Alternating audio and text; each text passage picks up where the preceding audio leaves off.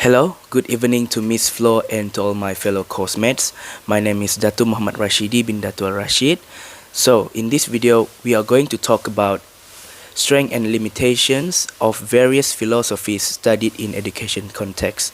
So, without further ado, let's start with the introduction.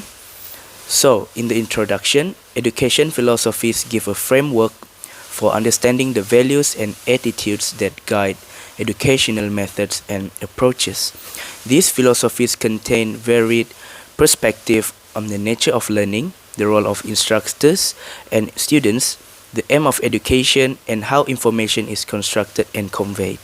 So, the aim is to identify and explain the strengths and limitations of the variety philosophies studied in the education setting. Philosophies are progressivism, reconstruction, perennialism, essentialism, existentialism, and behaviorism. So I will pass to my friend. Hello, my name is Muhammad Nabil Fikri bin Jalani. I will continue with the progressivism. Progressivism is a philosophy of education that emphasizes student-centered learning, hands-on experience, and the integration of real-world issues and settings into curriculum. It is founded on the notion that education shall be relevant, practical, and focused on the needs and interests of individual learner. Let's continue with the progressivism, strength and limitation. The strength of progressivism is social interaction and collaboration, student-centered approach, real-world relevance, experiential learning, and personal growth and agency. Let's going through with the first one, social interaction and collaboration. Progressivism recognizes the importance of social interaction and collaboration in the learning process. It promotes cooperative learning strategies, group project, and discussion, fostering the development of interpersonal skill, teamwork, and communication abilities. Students learn to work together, respect diverse perspectives, and engage in meaningful dialogue. Next is student-centered approach. Progressivism puts the learner at the center of educational process. It recognizes that students have different interests, abilities, and learning styles. By focusing on individual needs and interests, progressivism encourages active engagement and participation, promoting a deeper understanding and application of knowledge. Next, we will go with the real-world relevance. Progressivism seeks to connect classroom learning with real-life experience. It emphasizes the application of knowledge to solve authentic problems, promoting critical thinking, problem-solving skill, and practical knowledge. This approach helps students to see the relevance of what they are learning and foster a sense of ownership and engagement. Next, let's going through with experimental learning. Progressivism emphasizes hands-on learning experience. Students are encouraged to actively explore, experiment, and discover knowledge through direct engagement with the environment. This approach promotes deeper understanding and develop practical skills that can be transferred to the real life situation. And we go to the final one is personal growth and agency. Progressivism values the holistic development of learner. It emphasizes the development of self-confidence, self-expression, and personal agency. Students are encouraged to take ownership of their learning, set goals, and make decisions, promoting autonomy and lifelong learning skill. And we will look at the example of progressivism.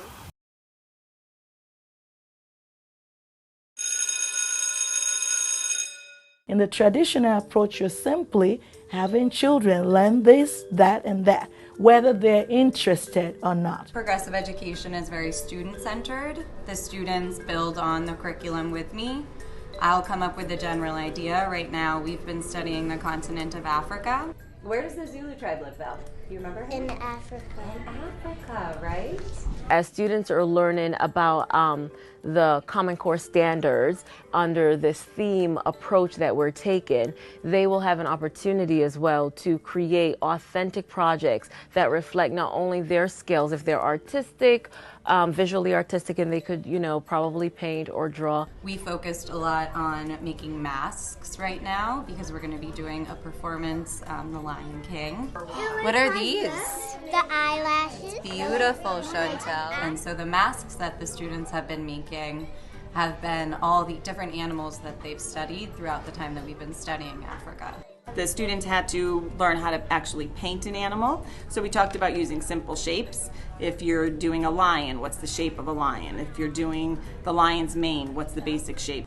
Brown spots? Black, What brown, size or are the spots? orange. They're medium size. Medium and some are big.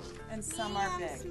I have a tremendous amount of interaction with the teachers that sometimes I didn't. I get to go into their classrooms, and I think that is important as far as being able to work one-on-one with each teacher. They're not just getting a piece of paper, learning about it, they're actually getting more involved in it. Progressive education is very interdisciplinary.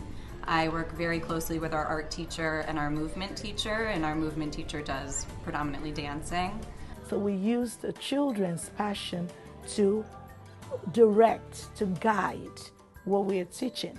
Even the design of the classroom, you can see in my classroom that there was a lot of different cozy corners. Students prefer to sit on the floor a lot of the time during working time. It's not always assigned seats. You have to sit here next to this person. It's much more, where would you like to sit? Where do you work best? So it's recognizing the child's need, but still making sure that they're getting the academic work done. The point of progressive education is that nothing is mutually exclusive. Everything is tied together. And we've made a huge effort this year using the exact same curriculum, but making it so that it's more engaging for the students. All right, so shake our rain sticks for a second. Good job.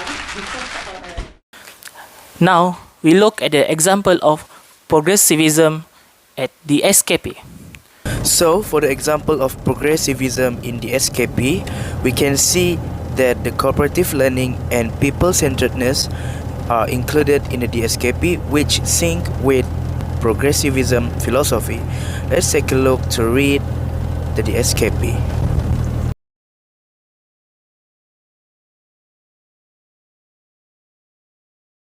Next, let us move on to Reconstructionism. Also known as social reconstructionism, is an educational ideology that emphasizes the importance of education in bringing about social change and transformation. It views education as a method to address and rectify social imbalance, build a more just and democratic society, and equip students to actively participate in influencing the future. Next, for the strengths and limitations. For strength, emphasizes social justice and addressing social issues. It also promotes students' engagement and active learning. It also empowers students to challenge oppressive systems, and it also advocates for a holistic approach to education. And for the limitations, it may have ideological biases in curriculum content and perspective, and practical challenges in implementation due to time constraints and limited resources, and it also lack of consensus on what constitutes social justice. Finally, the potential for indoctrination if critical thinking is not balanced with a diverse education. So, we're going to look at the video of an example of Reconstructionism. Is social studies. That is you and the world. Yes, there is a world out there, and even if you decide you don't want to meet it, it's still going to hit you right in the face. Believe me. So, best you start thinking about the world now and what it means to you. What does the world mean to you? Come on, a little class participation here. Is it just this class you want to get out of? Your house? Your street? Any further any of you want to go than that? Yes? The mall. That's only like 2 miles away from me. Well, let me ask you another question. How often do you think about things that happen outside of this town? You watch the news? Yes? No? All right, so we're not global thinkers yet, but why aren't we? We're 11. Good point. What's your name? Trevor. Maybe Trevor is absolutely right. Why should we think about the world? I mean, after all, what does the world expect of us? Expect. Of you. What does the world expect of you? Nothing. Nothing. My God, boys and girls, he's absolutely right. Nothing. I mean, here you are, you can't drive, you can't vote, you can't even go to the bathroom without a pass from me. You're stuck right here in the 7th grade. But not forever. Because one day, you'll be free. All right, but what if on that day you're free, you haven't prepared, you're not ready, and then you look around you and you don't like what the world is? What if the world is just a big disappointment? We're screwed. Unless you take the things that you don't like about this world and you flip them upside down right on their ass. Don't tell your parents I used that word. And you can start that today. This is your assignment. Extra credit, it goes on all year long.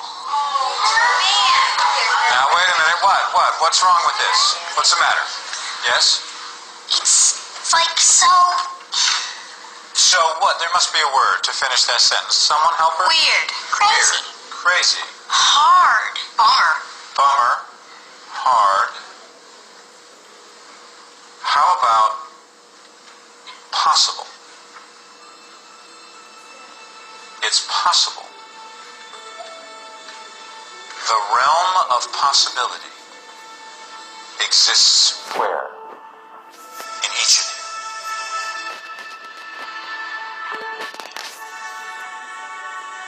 So you can do it. You can surprise us. It's up to you. Or you can just sit back and let it atrophy. Atrophy. If there is a word you hear that you don't understand, there's a dictionary at the front of the room. Look it up. And there are these dictionaries, which you will carry with you at all times, because in this class, we're going to learn to love words and their meanings. Any questions? Yeah. So you'll like flunk us if we don't change the world. Well, no, I wouldn't do that. But you might just squeak by with a C.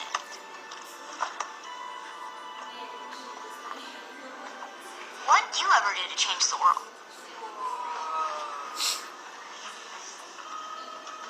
Well, Trevor, I get a good night's sleep. I eat a hearty breakfast. I show up on time.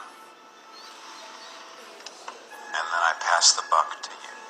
Alright, so let's take a look at the example of Reconstructionism in the SKP. So we can see here, it involves thinker, communicator, and also in developing confident and competent communicators in the SKP. Next philosophy we're going to discuss is perennialism. Perennialists believe that education should epitomize a planned effort to make these ideas available to peoples and to steer their thought processes towards the understanding and enjoyment of the great works. So, for the strength and limitations, according to the strength, it emphasizes on timeless knowledge, the development of critical thinking skills, the appreciation for intellectual heritage, and structured and disciplined learning environment. And for the limitations, it limited flexibility and individualization, lack of relevance to current context, and potential for Eurocentrism and cultural bias, and finally limited focus on practical skills. So we have to take note that perennialism is also a teacher-centered, and it is according to traditional and the most conservative philosophy, but yet it is also the most dominant one. So let's take a look at the video of example of perennialism. Yesterday, yeah, mommy, I put your tree up there. Yesterday, Jasper did history, and this is history. Look how beautiful this is. What color did Jasper use? Green. Green. He has a green tree. Look at the beautiful decorations he put. He cut it, right, Jasper? What else did you do to it, Jasper? You painted the tree, yeah, you paint. And he used plates. These are plates that he used. Yeah, plates. Very good, plates. I don't have plates. You use plates up there, okay? And today we're gonna continue this. Ethan didn't do, Belle didn't do, Grayson and Jerry Maguire didn't do.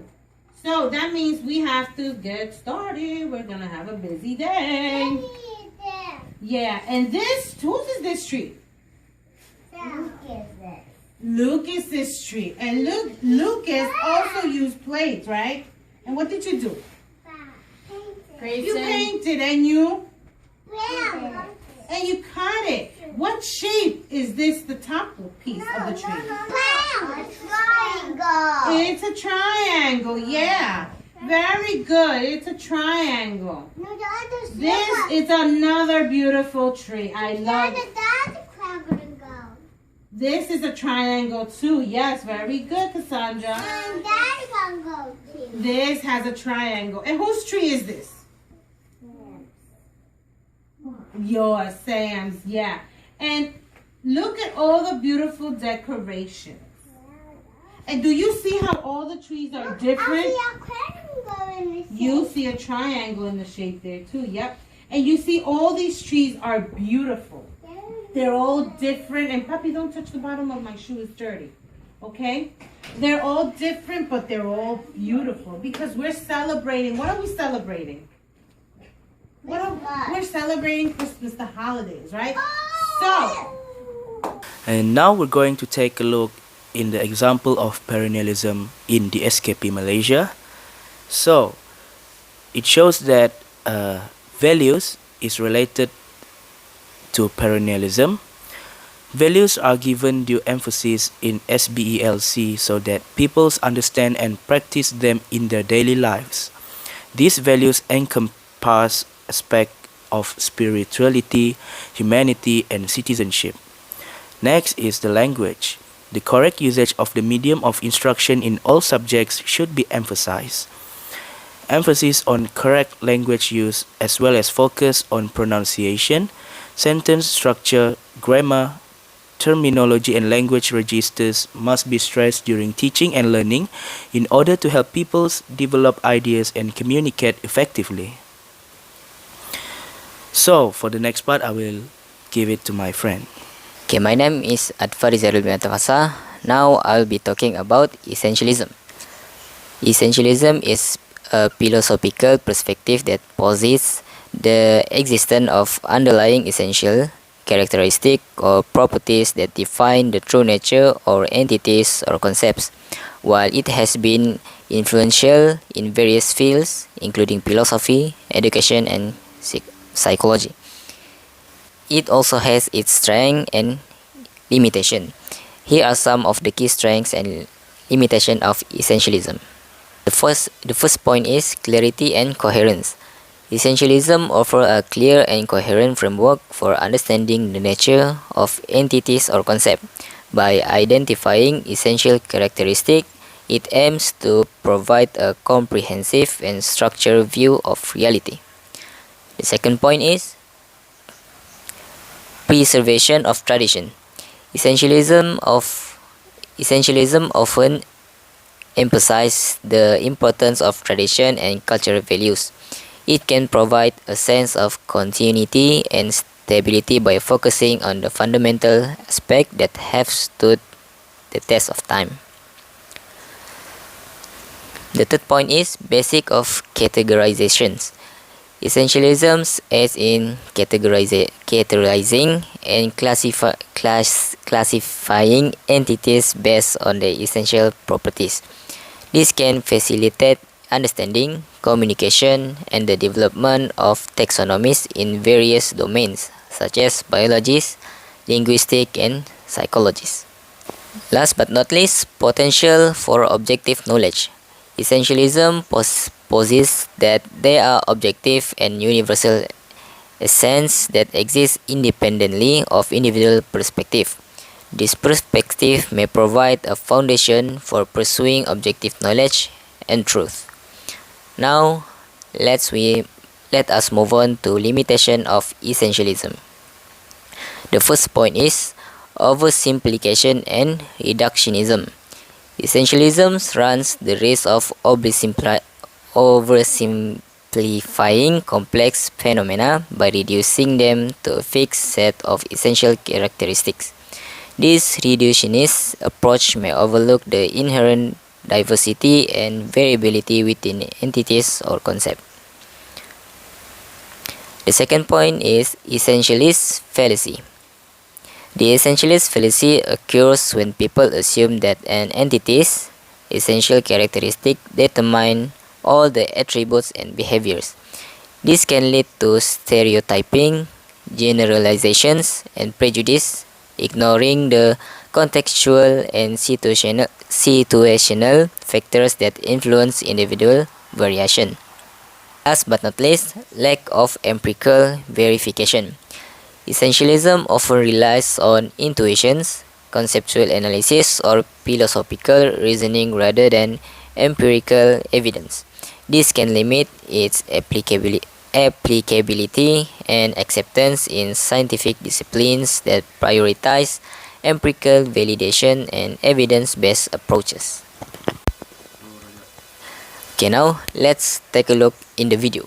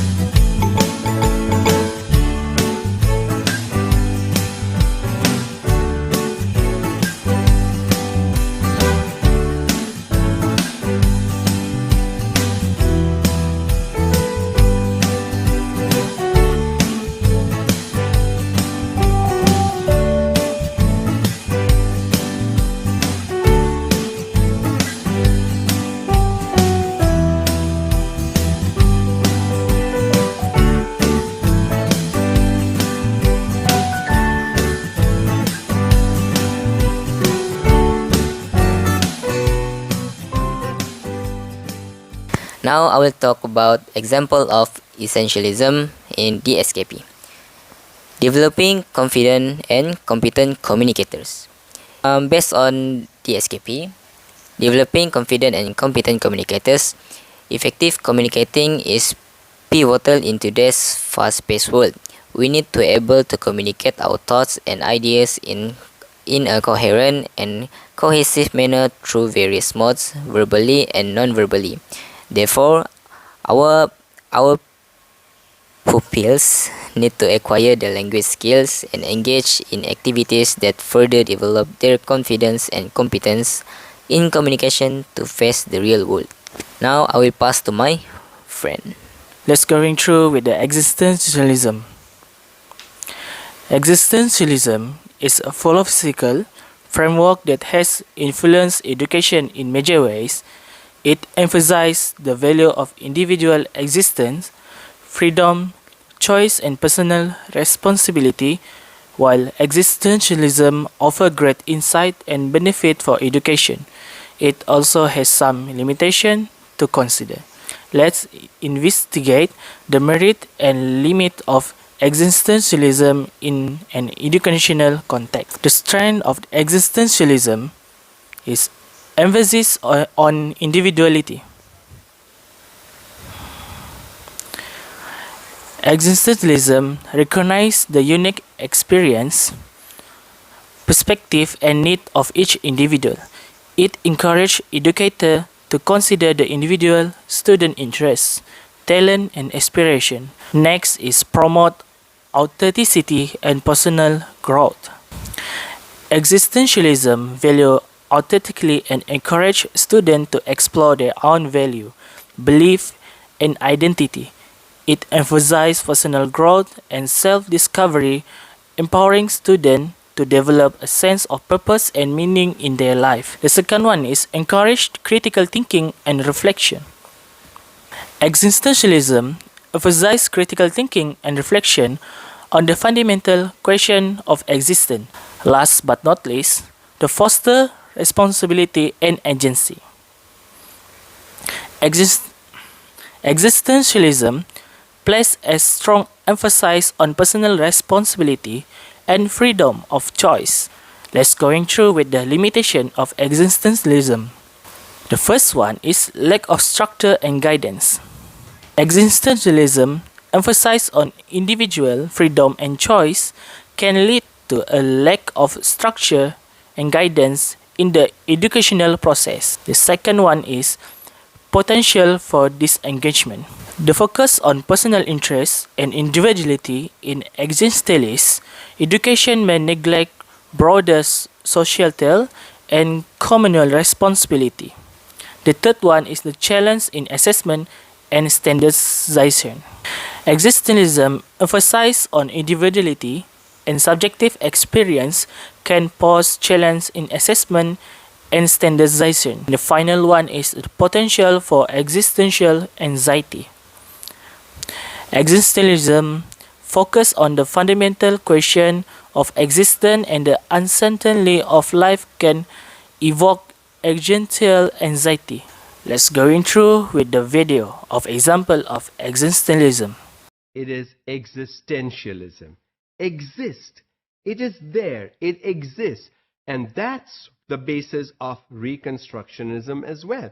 You construct. What exists is the foundation. And on that, you construct. And that's the commonality between Reconstructionism and existentialism. According to this, reality is subjective within the individual. What is real? What is truth? What is honesty? What is cheating? All that lies within the individual. Instead of some external authority saying, this is truth, and this is honesty, and this is obedience, let the students find out for themselves. Yes, these are universal values. Yes, all religions preach these universal values. But simply preaching is not going to help students learn the values. Students will learn values when they see others in society live those values in their daily lives. I can preach and talk and lecture about honesty and obedience and respect and all that for 10 hours. Has the student learned how to respect? Has the student learned to speak the truth? Has the student understood what obedience is? No. He has to see it. She has to see it. They have to see it in real life before they will begin to understand, yes, I think this is truth. I should not lie. When the preaching and what they actually see in society are opposites, we confuse young people. And that is why they don't know in what situation should I really be telling the truth and in what situation it is okay to tell a little bit of a lie. A lie is a lie. A little bit or a big bit, a lie is a lie. If we allow students to go through their lives thinking like that, they will internalize different values. And therefore, this reality is subjective. What does the A student or a B student or a C student think of truth will be very different. If every student learns the same thing about truth and obedience and respect and all that, you would get the same response from all students. You don't get the same response from all students, and it is simply because it is internalized differently and it is subjective. It cannot be objective because of this disparity between what we try to teach and what their experiences actually show them to be reality in the real world, in the society they live in. Individual rather than external standards. We cannot set standards. 60% is first division, 85% is A grade. Those are external standards. How do you want to work as the student? I've seen students even abroad who are happy getting a C or a D in a course. They want to work the minimum. They just want to get the course done. They want to get the degree. That is it. But when you want to learn in the process of getting through with the course or in the process of acquiring a degree, you don't want that C or D. That's not going to make you happy. So again, the standards have to be internalized, and they have to be what students want for themselves. And in many cases, it is not really what the student wants, it is really what the student is capable of. What is the capability, the potential? If my potential is 70%, I will kill myself trying to work towards a 90. I can't, and that's okay. There is nothing wrong with a C grade or a B grade or an A grade if that is your best work. Let's going through with the example of existentialism from the SKP.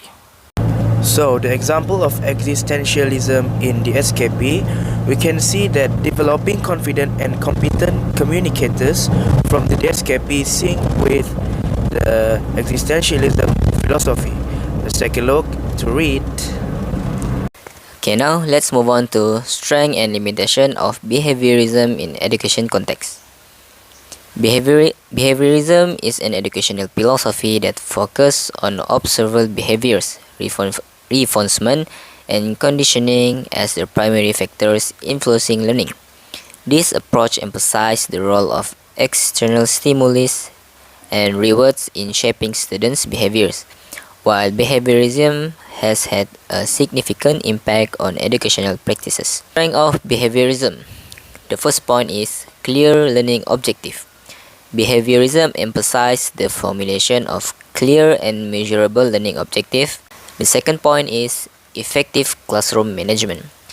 Behaviorism provides educators with effective strategies for classroom management.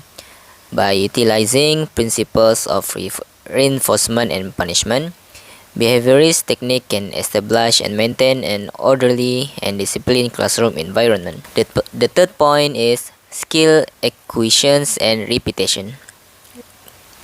Let's move on to limitation of behaviorism.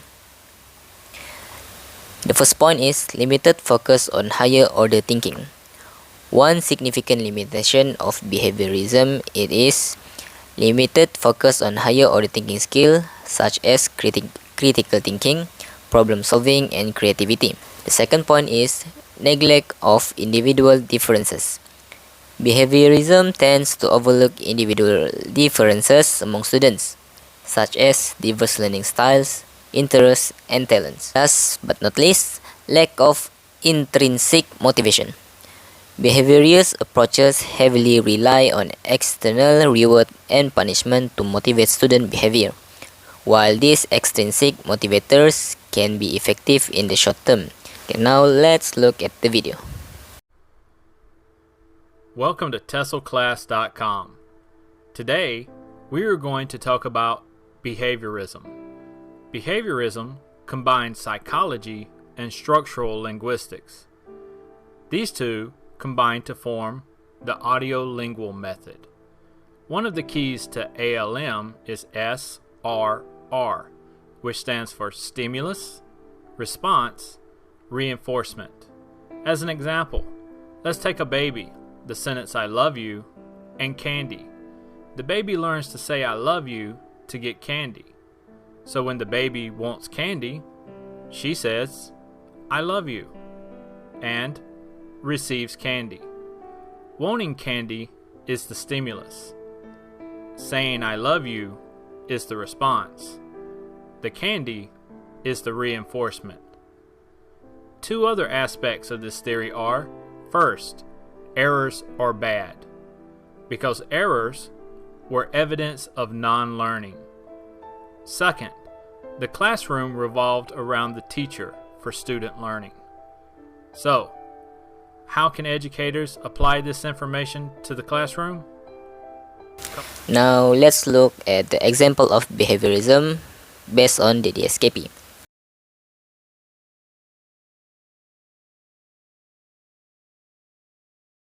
So moving on to the philosophies reflect the ideas mentioned in Malaysia national philosophy.